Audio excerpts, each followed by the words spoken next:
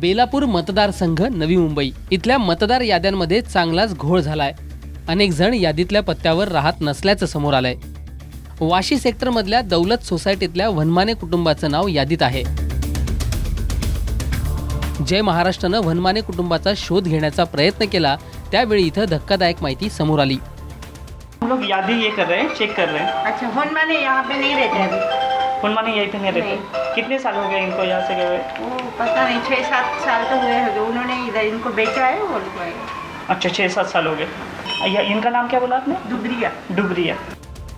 वनमाने इथं 5 वर्षांपासून राहतच नाहीयेत, मात्र 4 महिने आधी अपडेट केलेल्या यादीत त्यांचं नाव आहे। हे झालं कसं? तसंच या सोसायटीत केसरकरही राहतात। या घरात 4 जण राहत असले तरी आणखी 4 जणांची नावं याच पत्त्यावर नोंदवण्यात आली आहेत। मात्र हे केसरकरांचे नातेवाईक आहेत। सुधाकर रोकडे, सूर्यकांत केसरकर आणि अमोल पेडणेकर अशी या मतदारांची नावं आहेत। ही मंडळी केसरकरांचे नातेवाईक आहेत। केसरकरांची फक्त फॅमिली दौलतमध्ये राहते आणि ही बाकीची नावं जी तुम्ही सांगताय की रोकडे वगैरे जे आहेत, रोकडे हे त्यांचा नातेवाईक आहे आणि जावाई आहेत, त्यांचे बहिणीचे जावाई आहेत आणि पुतण्या अमोल पेडणेकर हे इथे राहत नाही सध्या। त्याचप्रमाणे वाशी सेक्टर 16 मध्ये राहणाऱ्या धनाजी शिंदे यांच्या पत्त्यावर वेगवेगळ्या नावांची नोंद आहे।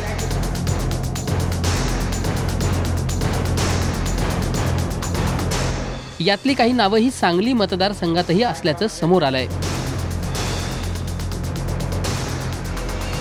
बोगस मतदान करून निवडून येण्याचा डाव असल्याचा आरोप काँग्रेसने केलाय। त्यांच्याकडनंच आम्हाला अशी माहिती भेटली की 24,000 नावं बेलापूर विधानसभेमध्ये डबल आहेत आणि सत्ताधाऱ्यांचा हाच मानस असतो दर टर्मला की आम्ही बोगस नावं वाढवणार, डबल नावं वाढवणार आणि त्या मतांच्या जोरावर आम्ही सत्ता स्थापन करणार आणि सत्तेत आम्ही सहभागी होणार। ह्या भूमिकेचा ह्या सत्ताधाऱ्यांचा आम्ही निषेध करतो की डबल नावं आणून निवडणूक अधिकाऱ्यांना फसवायचं, लोकांना फसवायचं आणि बोगस नावं घुसवायची आणि निवडून यायचं, ह्या गोष्टीचा निषेध करतो। आणि ह्या जे सत्ताधारी आहेत, इथले नवी मुंबईतले जे सत्ताधारी आहेत, हे असेच बोगस नावं वाढवून जर लोकांचं फसवणुकीचं काम करत असतील तर त्याचा निषेध करण्यासाठी ठाणे लोकसभा व काँग्रेसच्या माध्यमातून आम्ही तीव्र त्यांचा निषेध करणार आहोत। एकाच दिवशी राज्यभर मतदान होणार आहे, त्यामुळे 2 ठिकाणी मतदान करता येणार नाही असा दावा निवडणूक विभागातल्या अधिकारी कल्पना जगताप यांनी केलाय। जर ते म्हणतात, जर आपल्याला दिसते की नाही ते नेरूळ सोडून त्यांना 10 वर्ष झाले, त्यांनी कुठेतरी साताऱ्याला जाऊन शिफ्ट झाले आणि तिथेच राहत आहे, आपल्याला लगेच जाणवतं। आता यावेळेला सुदैवाने आपल्याला तो प्रॉब्लेम होणार नाही, कारण सिंगल फेजमध्ये होणार आहे, त्यामुळे एकच व्यक्ती 4 ठिकाणी यावेळेला जाऊ नाही शकणार। तो एक आपला फायदा होईल यावेळेस। रामनाथ दवणे, जय महाराष्ट्र, नवी मुंबई।